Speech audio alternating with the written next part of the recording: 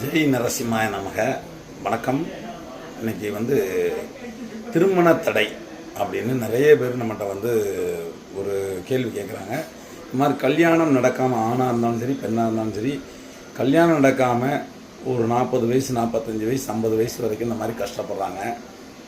அவங்களுக்கு தாய் தாப்பனும் இந்த மாதிரி பிள்ளைங்களுக்கு பொண்ணு மாப்பிள்ளைங்க மாற்றி மாற்றி பார்த்துட்ருக்காங்க. இருந்தாலும் அமைய மாட்டேங்குது. ஜாதகம் பார்க்குறாங்க, அப்புறம் குலம் கோத்திரம் பார்க்குறாங்க, எப்படியோ பார்க்குறாங்க. அப்புறம் பார்த்திங்கன்னா எல்லாம் ஃபைனான்ஸில் நிற்கிது.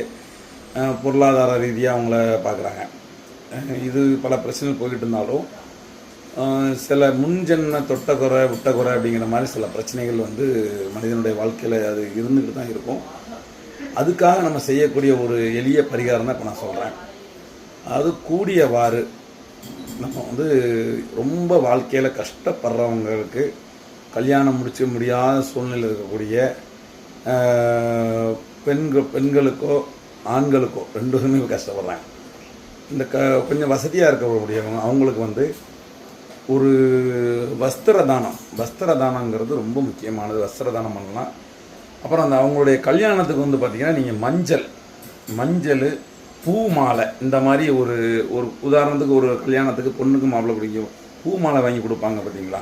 அந்த பூ மிஞ்சி மிஞ்சி போனாச்சுன்னா ஒரு மாப்பிள்ளைக்கும் பொண்ணுக்கு போடக்கூடியது ஒரு 2000 இல்லை 3000, ஒரு 5000 வரட்டுமே. அது கல்யாணம் முடியாத ஆணாக இருந்தாலும் பெண்ணாக இருந்தாலும் அந்த ஏழை குடும்பத்தில் ஒரு கல்யாணம் நடக்குன்னா அவங்களுக்கு வஸ்திர தானம், அரிசி தானம், பூ மாலை இந்த 3 நீங்கள் கொடுத்து அவங்க கல்யாணத்துக்கு நீங்கள் சப்போர்ட் பண்ணிங்கன்னா அடுத்து உங்களுக்கு சீக்கிரமாக உங்களுக்கு பூ மாலை கை கூடும். இது யோகலட்சுமி நரசிம்மருடைய அருளாசி இல்லத்திலிருந்து நம்ம இதை சொல்கிறோம்.